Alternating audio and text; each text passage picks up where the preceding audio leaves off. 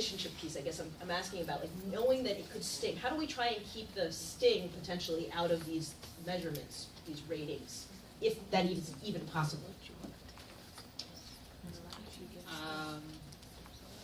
I mean, this is the first year that I've done it, but I like doing kind of the pre-observation conferences with teachers at the beginning of the year, kind of framing it almost as if, like, you know, again, the whole partners thing.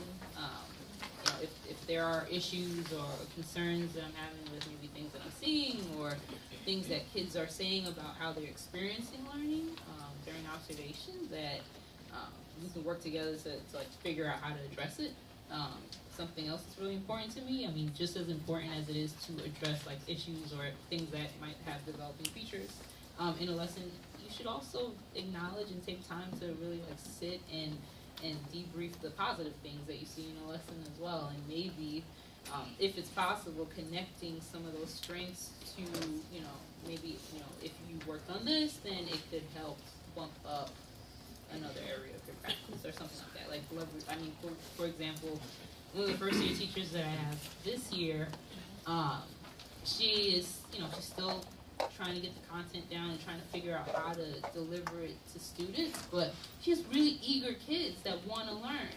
So, and I don't think it was something that she was necessarily seeing, because she's like bogged down in trying to figure out, you know, how do I, you know, create and deliver an effective lesson while also trying to manage the 30 some odd bodies of teenagers in a classroom.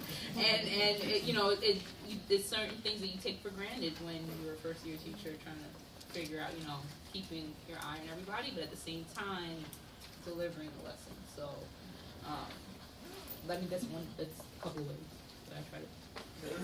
And it might not even be an answerable question, but it might be something that we hopefully are mindful of and keep striving for. I'm watching the clock, and I just want to ask all of you to start thinking. I'm just going to ask like maybe one or two, a couple more questions, but start thinking about your own questions, because we want to open it up to you in a moment.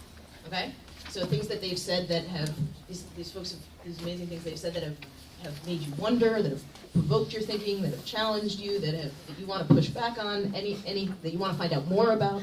So think of what questions you want to ask them. And do you have something important to say? Okay, yes. Go ahead, and then I'm going to move on to another. So I think a lot about the sting and how feedback feels to people, and particularly feedback with labels, but even feedback without labels. And our staff evaluates us at the end of each year, and they write a really extensive piece of feedback that is collected and it's given to our board, who are officially our my co-director and myself. They're our boss, but it comes directly from them, and it's separate from like the DOE staff survey, and everybody understands it that way. But we get it in August, and I need 2 weeks of not seeing the people who wrote that, and I think that like, and it's all, we take it very like authentic, like we asked for it, you know, nobody told us we had to do this, but I think that with teachers it makes me think about timing, and I think the timing, like when you're giving people feedback, is really important. If you're going to give people feedback in the middle of the same time that you're asking them to spend 5 nights of their week writing narrative reports, and that week you're also going to give them a really harsh piece of feedback about their, or you know, even a constructive piece of feedback about their practice, like that's not going to go over well. And thinking about like what kinds of space people need to, because everybody's first reaction, most people I think, is like, is defensiveness, and recognizing that and allowing space for that, I think, is important. Thank you. I wanted to ask a question, but I might just leave this one hanging in the air, unless somebody has a kind of pithy response. Not that there can be a pithy response to this, but or it might be something that if the folks in the audience really want to hear, maybe they'll bring it up again. But there's this question in terms of evaluation also. Michael Bloomberg, I'm quoting all the the, feel free to say whatever you want. Take them all down right now. That's part of why I'm putting the bait out there. But Michael Bloomberg, when this Danielson framework was first introduced in New York City, said, "Good teachers will become better ones, and ineffective teachers can be removed from the classroom." Like, no problem. So but my question is, because that is part of it, is like when we genuinely, not just concerned about a practice, but it's like, maybe, is there somebody that we could imagine would be better off in a different career or profession? And then what? When do you use an evaluation tool to move someone out of the classroom? Have you ever given up on a teacher? And if so, how did you know when that happened? So this is, I don't know, is this something that you all want to hear about? Or? Yes. Okay, let's stay there. What did you do then? And I mean, I've had this painful experience too, so I'm coming from a very, like, And, yeah, I don't mind taking this one at all. I've had a few people who, I've only had one person that I've straight up, because of differences of opinion with, in terms of their effectiveness, had to let go. I've had 3 people who we have, over the course of the year, counseled into different careers. One of whom became a high school art teacher, one of whom became a summer camp outreach person, and a big part of it was having those conversations. Like, do you think that this is the right thing for you right now? And I've only had one person who I know that it wasn't say, yeah, no, absolutely. Because part of it is that people are self-aware. I mean, if you're getting your butt kicked every day, and it's not getting better, and you're trying all this stuff, and like you're finding yourself getting short instead of being reflective, and you're like, I think 95% of people are aware that that's going on. One of the biggest pieces, and I just wanted to kind of bring this up, I think it goes back to that trust, where in a lot of other ways, teachers in my school know that I'm going to go to bat for them. They know that I will not throw them under the bus. They know that I will take the hit for them, and that's happened with parents, it's happened with students, it's happened with the superintendent. And it's a well-known piece that I'm gonna have your back. And I think it's a big part of the culture of the school also, that as long as you're here for the right reasons, you're gonna have a job here and you're gonna be welcome here. Like I have a teacher who was one of my coaches who was highly effective, and I came in to see a lesson on an off day, and one of his using assessment and instruction we were talking about, and I was like, a lot of this fell under developing, but I know that's not your standard practice. He goes, no, I want the developing.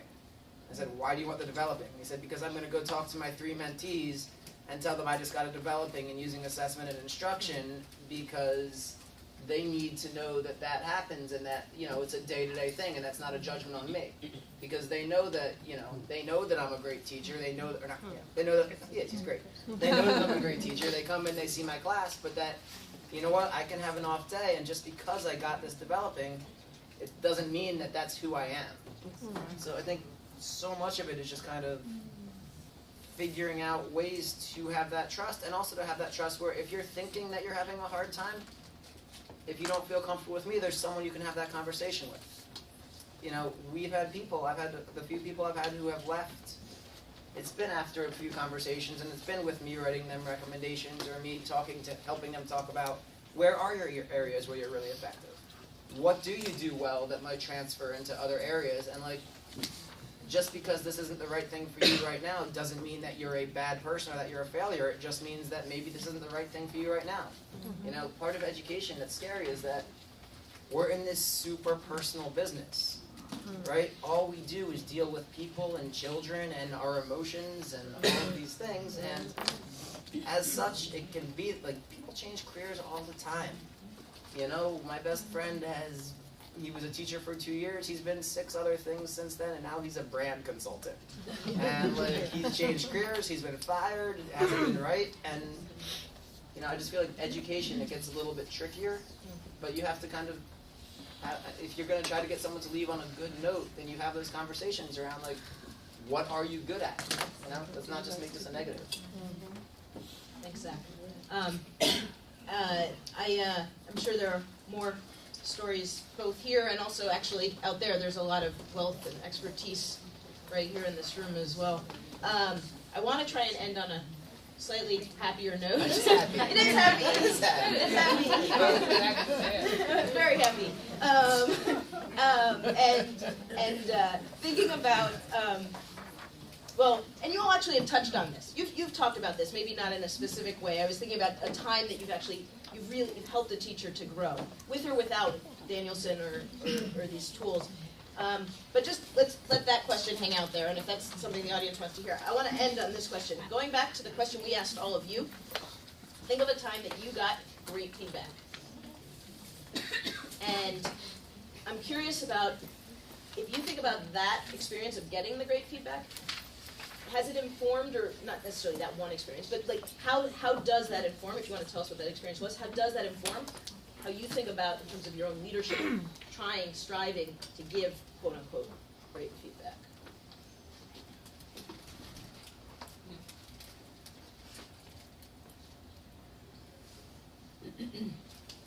So you could tell us just a snippet, very snippet of when you got great feedback. All right. When I probably just started my education degree here at Bank Street, and my mentor at the time had come to see me at my placement school where I am now. I was teaching self-contained algebra. Mind you, I was an English major and certified to teach English. But my school, at the time, the school was like, yeah, you can do this, it's great, you have a background in math. I was in banking for 3 years. I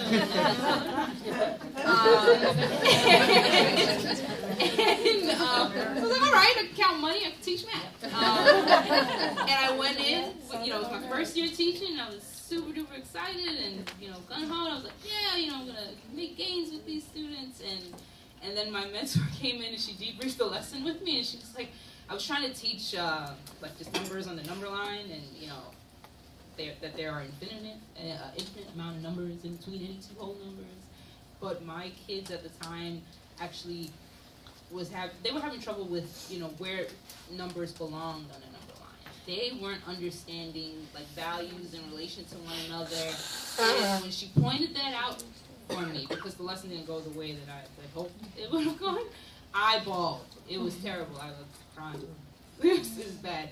But it was the first time that I realized the importance in reflecting and being truthful with myself and observing kids while they're supposed to be learning or they're in the middle of an activity, understanding engagement versus just being complacent or just really sweet and polite, and versus when real learning is actually happening and kids feel challenged and they feel good about feeling challenged by the content. So it was good feedback after that conversation. I feel like from there my practice began to grow because I became so reflective.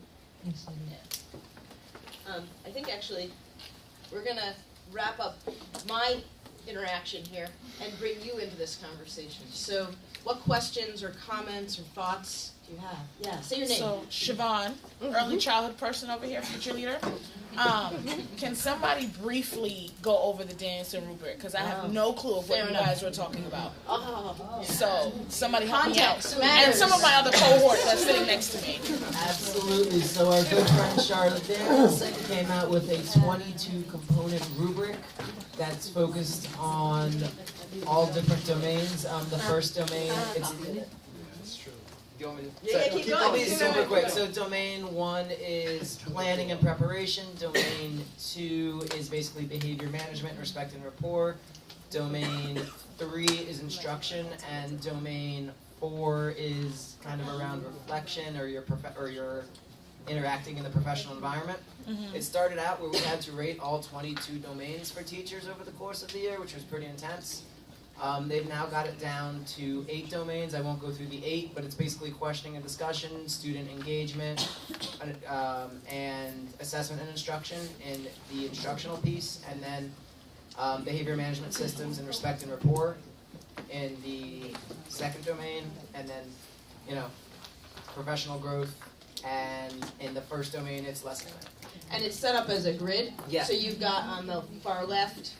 It's ineffective, developing, effective, highly effective, and basically each one has a series of traits there's a big one-page description that goes through the kind of grand scheme of it, and then there's a second page where it's like a small description of what effective, highly effective developing and whatever practice looks like, and ineffective practice looks like, and then below that is like what you might see in a classroom that has those traits. So just a slightly other perspective, just is that developing that Zach talked about is a 2. Yes. So it's a 4-point rubric. There's no 3. Wait, So it's like so 0 you to said 4. ineffective, developing, effective, there's and no highly. middle. There's no so There's it's no 1, middle. 2, 3, 4. I'm sorry. There's a 3, but the 3 is There's no neutral. there's no neutral. It was Caroline Downs and a who? Charlotte. Who coincidentally I played soccer with her daughter in high school. That's another story. Yeah. I have a follow-up for Zach with the one teacher who was not self-aware. How did you handle that then? Absolutely. It was. She had basically in her first observation, she had a series of developings, and that often happens in the first observation with teachers. And then she got hooked in with the coach, she got hooked in with other people, and she just continually did not take their feedback. And so the things that were developing, which I kind of, if people are ineffective, I never give ineffectives in anyone's first observation, basically no matter what, because I feel like they haven't had room to implement feedback. And she continually didn't implement feedback, so she kept kind of getting ineffective ratings. She kind of withdrew from the staff a little bit, and at the end of the year, she was no longer a teacher in my school, and then did not find a job at the other school because she fell into the her final rating was developing, and I actively chose not to bring her back because of that. She was untenured? She was untenured. Okay. I've been through it with a tenured person before too, but that's too long. Okay. I can talk after. There's something interesting. There were 2 different words that you just used. One, you said, I just was thinking about this and noticing, you said she didn't take feedback, and then you said she didn't implement feedback. And I was just thinking about, again, that language and thinking about how we think about. And the other piece, I'm saying it really arbitrarily, but the other piece is that she also didn't she couldn't create her own next steps.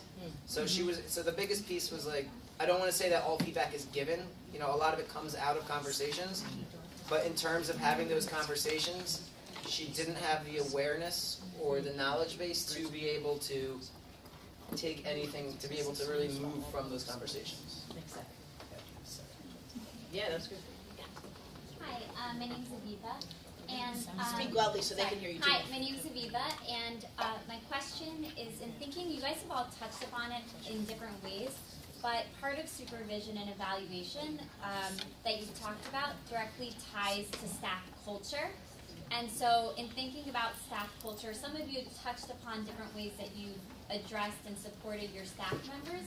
But I'm just wondering about ways at the start of the school year, or just throughout even, that you really promote that positive, empowering culture, or however you would describe your staff culture, because that obviously ties back to how your climate of supervision and evaluation takes hold. I think one thing that's really important for us is that we have a personnel committee, and so there are parents and teachers and school leaders on the personnel committee, and so everyone who is hired to work at our school has been vetted over multiple experiences with this group of people. And so I think that from the very beginning creates a sort of sense of like collective investment in the people who we hire. And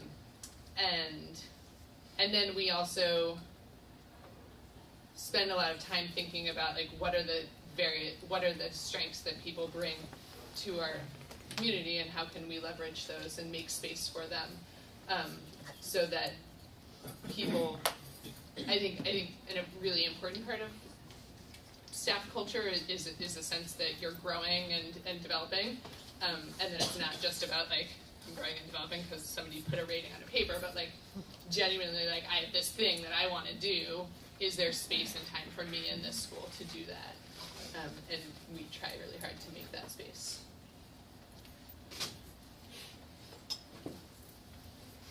Let's go to the very back and then back to Siobhan. My name's Daisy. I just have a question of how do you, with your leadership team, norm on how you're coaching or rating teachers so that it feels like there is alignment with your leadership team?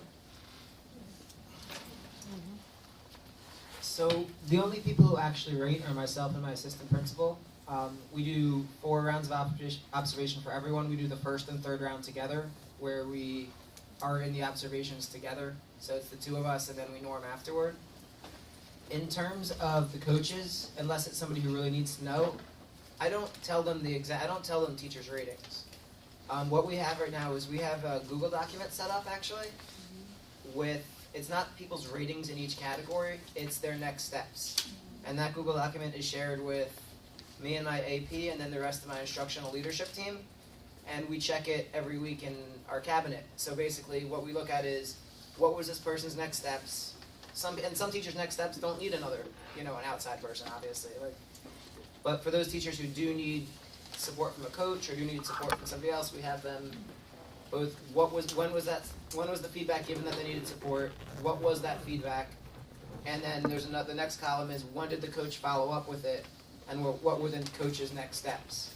So the big piece is, whenever we go into an observation, the AP and I check both the feedback that we've given, but then also the feedback that they've gotten based on their coaching conversations, so that we really are aligned in terms of what we're saying across, as a leadership team. Any different things to add, or?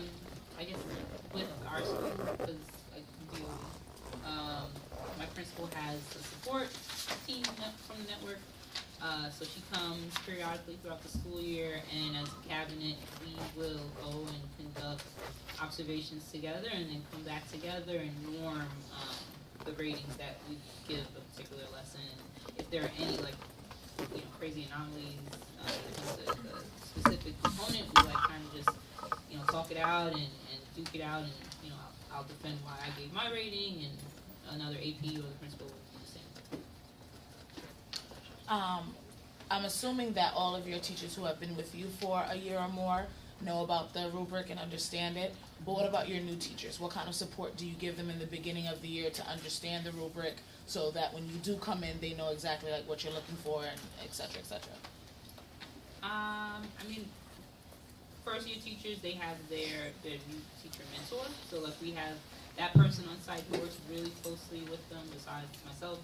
And typically during the pre-observation conferencing that has to happen before we go in for the actual rounds of observations. If I notice somebody that's brand new to the system, I'll bring the rubric out, and we're looking at what the lesson plan eventually will look like. Not the lesson plan, but the observation report, what it'll look like and what I'm looking for, just to kind of give them a heads up on the things that come in. Just the first 3 weeks of the year, we actually have per session workshops that some of my coaches and veteran teachers, I don't run them, my AP doesn't run them, but teachers and coaches run workshops on one component at a time. So we pay teachers 2 hours of per session to sit and learn about the components. If they don't show up, then that's got it on them. But basically somebody who really knows them and can explain them from a teaching perspective walks through one at a time so that it's not overwhelming over the course of the first couple weeks. And we pay them to be there. I like that. Doubly motivated. Any last thoughts or questions from right there? Thinking about, so go back to the beginning where we all began with your chicken and mashed potatoes on your plate, and those pages in front of you and the great feedback that you have received. And think about some of the things that if we think about some of the things that you all beautifully grappled with in this conversation and shared your own grappling. And even actually I'm thinking about the story you shared, Nadine, which was a moment of great feedback, actually started with tears, right? But in the reflecting became something else. And I think that's where I've been thinking about this all night as you've been talking, both for us, in terms of for teachers and wanting to build a reflective experience, as authentically reflective as we possibly can in our work with them, but also for us as leaders, that critical importance of critical reflection on our own practice. And it's clear from the stories you've told and the things you all have said that that's part of what you do, that we're constantly reflecting on, revisiting, reworking. And then the last thought I was thinking about coming out of this conversation, which two things that we didn't really touch on too much. One is one that Gil and your class deals with a lot, which is alternative forms of supervision, or other forms than this traditional system-imposed rubric, which in theory is supposed to be about supervision. Often, it feels and is also about evaluation, and then it's the living in the tension there. But there are so many models and processes, some of which you guys described and others of which we didn't touch on at all, of peer coaching and mentoring and all kinds of things which have to be a part of the pieces of this puzzle. Because if it was just this, I think we would all be in trouble, right? And so that leads me into my last thought of something we didn't really touch on directly, although a little bit. Context matters.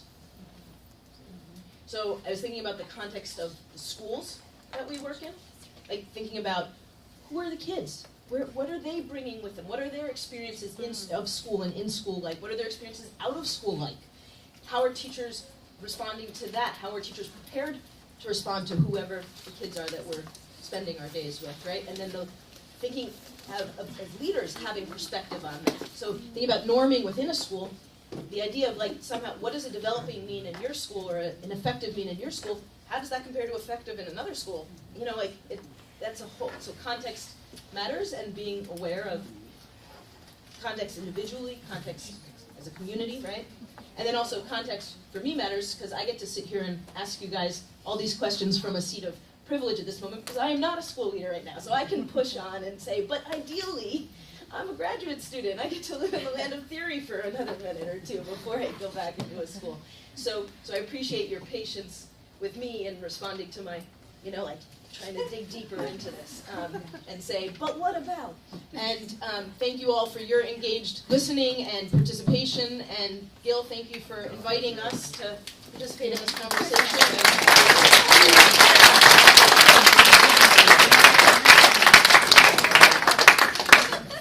I know this is not about me, but I couldn't help but think, as I was listening to this, that I just got some great feedback tonight. So thank you again. I appreciate all of